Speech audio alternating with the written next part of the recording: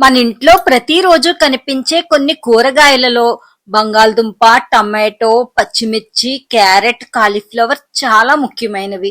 ఇవన్నీ మన భారతీయ వంటల్లో ఎప్పటినుంచో ఉన్నాయని మనలో చాలా మంది అనుకుంటాం. ఇవన్నీ భారతదేశానికి ఎలా వచ్చాయో తెలిస్తే ఎంతో ఆశ్చర్యంగా అనిపిస్తుంది. అంతేకాదు ఈ రోజు మనం ఎంతో ఇష్టంగా తినే కొన్ని కూరగాయలు ఒకప్పుడు ప్రపంచంలోని మరో భాగంలో మాత్రమే కనిపించేవి. అవి మన భారతదేశానికి ఏ విధంగా వచ్చాయి, మన వంటకాలలో ఎలా భాగమయ్యాయి, అవి ఎప్పటి నుంచి ఉన్నాయి, ఈ వీడియోలో మనం ప్రతిరోజు తినే 8 కూరగాయల వెనుక ఉన్న ఆసక్తికరమైన చరిత్రను తెలుసుకుందాం. ముందుగా మనం మాట్లాడుకోవాల్సింది మన కూరల్లో ముందుగా వచ్చే విదేశీ అతిథి బంగాళదుంప. మన భారతీయ వంటల్లో బంగాళదుంపకి ఎంత ప్రాముఖ్యత ఉందో నేనేమి ప్రత్యేకంగా చెప్పాల్సిన అవసరం లేదు. ఆలు కూర, ఆలు బజ్జీ, సమోసా, ఆలు పరాటా, అబ్బబ్బా ఇలా ఎన్నో వంటకాల్లో బంగాళదుంప ముందు ఉంటుంది. కానీ ఒకప్పుడు భారతదేశంలో బంగాళదుంప అనే కూరగాయే లేదు. బంగాళదుంప అంటేనే ఎవ్వరికీ తెలీదు. బంగాళదుంపకి మూలం దక్షిణ అమెరికాలోని ఆండిస్ అనే ప్రాంతం. అక్కడి ప్రజలు వేల సంవత్సరాల క్రితమే పొటాటోని సాగు చేసేవారు. తరువాత యూరోపియన్ ప్రయాణాలు, వాణిజ్యం ద్వారా అది ప్రపంచంలోని ఇతర ప్రాంతాలకు మెల్లగా వ్యాపించింది. భారతదేశానికి కూడా అది యూరోపియన్ వాణిజ్య సంబంధాల ద్వారా చేరింది. అంటే ఈ రోజు మనం ఆలు కూర అని చాలా సాధారణంగా తింటున్నా దాని కథ మాత్రం భారతదేశం నుంచి ప్రారంభం కాలేదు. ఇంకా ఇంట్రెస్టింగ్ విషయం ఏంటంటే ఈ బంగాళదుంప ప్రపంచ చరిత్రలో ఒక ముఖ్యమైన పంటగా మారింది.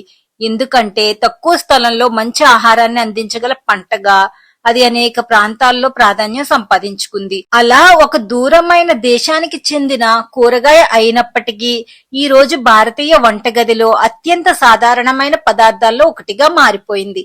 ఇప్పుడు మనం చెప్పుకోబోయేది ఒకప్పుడు మన వంటగదిలో లేనిది, ఎక్కడో విదేశంలో ఉన్నది. అదేనండి టమాటో.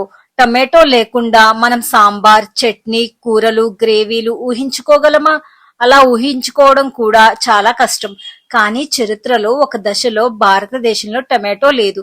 టమాటోకి మూలం ఎవరంటే అమెరికన్స్. సింపుల్ గా చెప్పాలంటే టమాటో అనేది దక్షిణ అమెరికా నుండి వచ్చింది. కానీ దాన్ని పంటగా పెంచి ఆహారంలో భాగంగా చేసుకున్న చరిత్రలో మెక్సికోకు చాలా ముఖ్యమైన స్థానం ఉంది. తర్వాత యూరోపియన్ల ద్వారా ఇది ప్రపంచంలోని అనేక ప్రాంతాలకు చేరింది. భారతదేశానికి కూడా ఇది సముద్ర వాణిజ్య మార్గాల ద్వారా చేరి క్రమంగా స్థానిక వంటకాలలో కలిసిపోయింది. ఈ రోజు మనం చేసే టమాటో పప్పు, టమాటో చట్నీ, టమాటో కర్రీ ఇవన్నీ టమాటో లేకుండా ఎలా ఉండేవో ఊహించడం కష్టమే. అంటే ఒకప్పుడు బయట నుంచి వచ్చిన పదార్థం తర్వాత మన వంటల్లో తప్పనిసరి పదార్థం అయిపోయింది. ఇదే ఆహారం యొక్క చరిత్రలో ఉన్న ఒక అద్భుతమైన విషయం. ఒకప్పుడు మన దేశానికి అసలు పరిచయం లేని ఒక ఆహార పదార్థం కాలక్రమేణా మరో దేశానికి చేరుకొని అక్కడ ప్రజల వంటకాలలో అంతగా కలిసిపోయి చివరికి అది ఆ దేశపు ఆహార సంస్కృతిలో భాగం అయిపోయింది. ఇప్పుడు చెప్పబోయే విషయం ఇంకా ఇంట్రెస్టింగ్. కారం లేని భారతీయ వంటకాలు ఎలా ఉండేవి? ఇది రాకముందైతే ఏదో అలా ఉండేవనుకుంటా. ఏమనుకుంటున్నారా? అదేనండి పచ్చిమిర్చి. మన భారతీయ వంటకాల్లో కారం ఎంత ముఖ్యమో అందరికీ తెలుసు. కానీ పచ్చిమిర్చి కూడా భారతదేశంలో పుట్టింది కాదు. చిల్లీ పెప్పర్స్ కి మూలం అమెరికన్స్.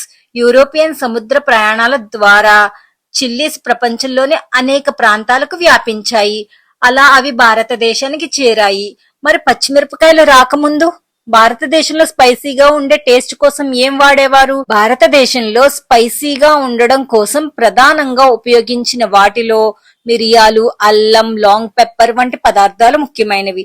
అంటే మనం ఈ రోజు కారం అంటే వెంటనే గుర్తొచ్చే చిల్లీ మన వంటగదిలోకి చాలా ఏళ్ల తర్వాత వచ్చిన పదార్థం. భారతీయులు దాన్ని అలా స్వీకరించారు, తమ జీవితంలో ఒక భాగం చేసుకున్నారు. కొన్ని శతాబ్దాల్లోనే పచ్చిమిరపకాయ భారతీయ వంటకాలలో అంతర్భాగమైపోయింది. ఈ రోజు ఆంధ్ర, తెలంగాణ ఫుడ్ గురించి మాట్లాడితే పచ్చిమిర్చి లేకుండా ఊహించడం కూడా చాలా కష్టం. ఇది ఫుడ్ కల్చర్ ని ఎలా మార్చిందో చూపించే అద్భుతమైన ఉదాహరణ. ఇప్పుడు ఒక చిన్న ప్రశ్న, క్యారెట్ ఏ రంగులో ఉంటుంది? మనలో చాలా మంది వెంటనే ఆరెంజ్ అంటాము. కానీ క్యారెట్ మొదట ఆరెంజ్ రంగులో ఉండేది కాదు. పాత క్యారెట్ వెరైటీస్ లో పర్పుల్, వైట్, ఎల్లో వంటి రంగులు కూడా ఉండేవి. ఆధునిక క్యారెట్ చరిత్రలో సెలెక్టివ్ బ్రీడింగ్స్ కి చాలా ముఖ్యమైన పాత్ర ఉంది. జెనెటిక్ పరిశోధనల ప్రకారం క్యారెట్ ను పంటగా పెంచడం పశ్చిమం నుంచి మధ్య ఆసియా ప్రాంతాల్లో ప్రారంభమైంది. అప్పట్లో క్యారెట్లు ఊదా, పసుపు, తెలుపు రంగుల్లో ఉండేవి. తరువాత అవి యూరప్ కి చేరినప్పుడు రైతులు నారింజ రంగు క్యారెట్లను ఎంపిక చేసి తరతరాలుగా సాగు చేయడంతో ఈ రోజు మనకు పరిచయమైన ఆరెంజ్ క్యారెట్ ప్రాచుర్యంలోకి వచ్చింది. క్యారెట్ కి నారింజ రంగు రావడానికి ప్రధాన కారణం కెరోటోనాయిడ్ పిగ్మెంట్స్. వాటిలో ముఖ్యంగా బీటా కెరోటిన్ ఉంటుంది. ఈ బీటా కెరోటిన్ నే క్యారెట్ కి మనం చూసే ఆ నారింజ రంగు రావడానికి ముఖ్యమైన కారణం. అంటే మనం ఈ రోజు చూస్తున్న క్యారెట్ రూపం ప్రకృతి మొదటి నుంచి ఇచ్చింది కాదు. మనుషులు సాగు చేస్తూ తమకు నచ్చిన లక్షణాలను ఎంపిక చేసుకుంటూ కాలక్రమేణా ఈ రూపాన్ని అభివృద్ధి చేశారు. మనుషులు తరతరాలుగా మొక్కలను ఎంపిక చేసి సాగు చేయడం ద్వారా వెజిటబుల్ వెరైటీస్ ని మార్చారు. మనకు కనిపించే కూరగాయల రూపం ప్రకృతి మాత్రమే నిర్ణయించింది కాదు, మనుషుల వ్యవసాయం కూడా వాటి రూపాన్ని మార్చింది. ఇప్పుడు చెప్పబోయే కూరగాయ కాలీఫ్లవర్. కాలీఫ్లవర్ తో మనం ఎన్నో వంటకాలు చేస్తాం. కూర, పకోడీ, మంచూరియన్, పులావ్. కానీ కాలీఫ్లవర్ కూడా భారతదేశానికి చెందిన పురాతన స్వదేశీ కూరగాయ కాదు. దీని చరిత్ర మెడిటేరియన్, యూరోపియన్ ప్రాంతాలతో సంబంధం కలిగి ఉంది. భారతదేశంలో కాలీఫ్లవర్ సాగు 19వ శతాబ్దంలో కొలోనియల్ పీరియడ్ అంటే వలస పాలనా కాలంలో ప్రవేశించినట్లు వ్యవసాయ చరిత్ర పరిశోధనలు చెబుతున్నాయి. తరువాత భారతీయ రైతులు మరియు వ్యవసాయ శాస్త్రవేత్తలు ఇక్కడి వాతావరణానికి తగ్గట్టుగా ఉండే వెరైటీస్ ని అభివృద్ధి చేశారు. అలా ఒకప్పుడు బయట నుంచి వచ్చిన ఈ కూరగాయ ఈ రోజు మన దేశంలో విస్తృతంగా పండించే పంటగా మారిపోయింది. ఈ ఒక్క కారణం వల్లే మనకు ఆ కూరగాయ చాలా కాలంగా ఇక్కడే ఉంది అనిపించినంత మాత్రాన అది నిజంగా మన స్వదేశీ కూరగాయ అని అనుకోకూడదు. ఇప్పుడు ఈ వీడియోలో నాకు పర్సనల్లీ చాలా ఇంట్రెస్టింగ్ గా అనిపించే విషయం ఏంటంటే, మీరు క్యాబేజ్ చూసే ఉంటారు, బ్రోకలీ కూడా చూసే ఉంటారు, కాలీఫ్లవర్ కూడా తెలుసు. ఇవి మూడు పూర్తిగా వేర్వేరు వెజిటబుల్స్ లా కనిపిస్తాయి. ఇవన్నీ ఒకే స్పీషీస్ అంటే ఒక్కటే జాతికి చెందినవి. ఆ జాతి పేరు బ్రెసికా ఒలెరేసియా నుంచి మనుషులు సాగు చేస్తూ ఎంపిక చేసుకుని అభివృద్ధి చేసిన రకాలు అని చెప్పొచ్చు. అదే స్పీషీస్ నుంచి cabbage, broccoli, cauliflower, kale, Brussels sprouts, kohlrabi వంటి ఎన్నో రూపాలు వచ్చాయి. ఎలా? సెలెక్టివ్ బ్రీడింగ్ ద్వారా. సెలెక్టివ్ బ్రీడింగ్ అంటే మనుషులు మొక్కలో తమకు కావలసిన భాగాన్ని ఎన్నుకుంటూ తరతరాలుగా బ్రీడింగ్ చేయడంతో ఒకే జాతి నుంచి పూర్తిగా వేరువేరు రూపాలు ఏర్పడ్డాయి. ఒక దానిలో ఆకుల కోసం ఎంపిక చేసేవారు, మరొక దానిలో ఫ్లవర్ బడ్స్ కోసం, ఇంకొక దానిలో కాండం కోసం, మరొక దానిలో పెద్ద తల కోసం. ఇలా వేల సంవత్సరాల వ్యవసాయ ఎంపికల ఫలితంగా ఈ రోజు మనకు క్యాబేజ్ ఒకలా, బ్రోకలీ ఇంకోలా, కాలీఫ్లవర్ మరోలా కనిపిస్తున్నాయి. కానీ వాటి ఫ్యామిలీ ట్రీలోకి వెళ్తే వీటికి ఒక కామన్ యాన్సిస్టర్ ఉంది.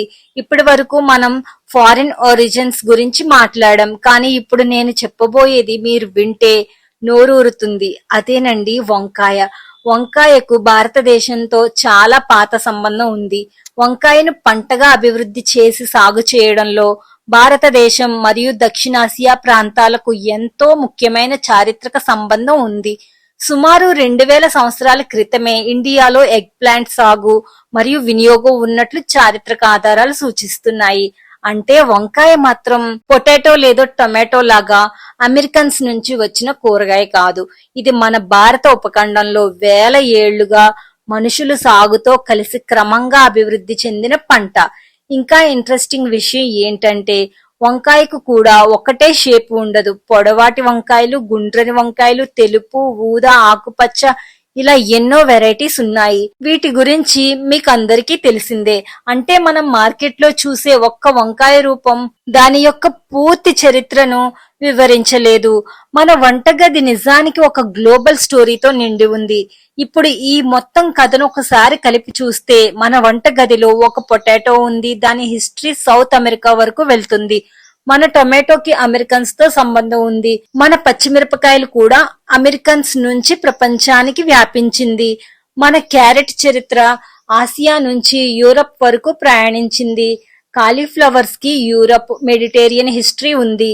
క్యాబేజ్, బ్రోకలీ, కాలీఫ్లవర్ వంటి వెజిటబుల్స్ ఒకే జాతి నుంచి సెలెక్టివ్ బ్రీడింగ్ ద్వారా వచ్చాయి. మరి వంకాయ మాత్రం సౌత్ ఏషియాతో చాలా పాత సంబంధం కలిగి ఉన్న వెజిటబుల్. అంటే మన ప్లేట్ లో ఉన్న ఒక సాధారణ కూరగాయ వెనుక కూడా వేల సంవత్సరాల హ్యూమన్ హిస్టరీ, మైగ్రేషన్, ట్రేడ్ మరియు అగ్రికల్చర్ దాగి ఉన్నాయన్నమాట. ఇక్కడే ఈ కథలో అసలు ఇంట్రెస్టింగ్ పాయింట్ ఉంది. ఫుడ్ అనేది కేవలం తినేది మాత్రమే కాదు. ఒక కూరగాయ ఒక దేశం నుండి మరొక దేశానికి వెళ్ళినప్పుడు దానితో పాటు ట్రేడ్ రూట్స్ వెళ్తాయి, కొత్త ఫార్మింగ్ టెక్నిక్స్ వస్తాయి, కొత్త కొత్త రెసిపీస్ పుడతాయి, కొత్త ఫుడ్ కల్చర్స్ ఏర్పడతాయి. ఒకప్పుడు విదేశీ కూరగాయగా ఉన్న పొటాటో ఈ రోజు ఇండియన్ సమోసాలో భాగమైంది. ఒకప్పుడు భారతదేశంలో లేని టొమాటో ఈ రోజు టొమాటో పప్పులో భాగమైంది. ఒకప్పుడు అమెరికన్స్ కి చెందిన చిల్లీ ఈ రోజు ఇండియన్ క్విజిన్ కి ఐడెంటిటీలా మారిపోయింది. అంటే ఫుడ్ హిస్టరీ అనేది నిజానికి హ్యూమన్ హిస్టరీ కూడా. కాబట్టి ఇకపై మీరు ఒక పొటాటోని చూసినా, ఒక టమాటోని చూసినా, లేదా ఒక చిల్లీని చూసినా వాటిని కేవలం వెజిటబుల్స్ లా చూడకండి. వాటి వెనకాల ఉన్న వేల సంవత్సరాల ప్రయాణాన్ని కూడా గుర్తు చేసుకోండి. మీకు ఈ వీడియోలో ఏ వెజిటబుల్ హిస్టరీ ఎక్కువగా ఇంట్రెస్టింగ్ గా అనిపించిందో కామెంట్ లో చెప్పండి. ఇలాంటి మన రోజువారీ జీవితంలో దాగి ఉన్న మిస్టరీలు, హిస్టరీ ఫ్యాక్ట్స్, ఇంట్రెస్టింగ్ ఫ్యాక్ట్స్ కోసం మన ఛానల్ ని సబ్స్క్రైబ్ చేయండి. మరో ఇంట్రెస్టింగ్ వీడియోలో మళ్ళీ కలుద్దాం. అప్పటి వరకు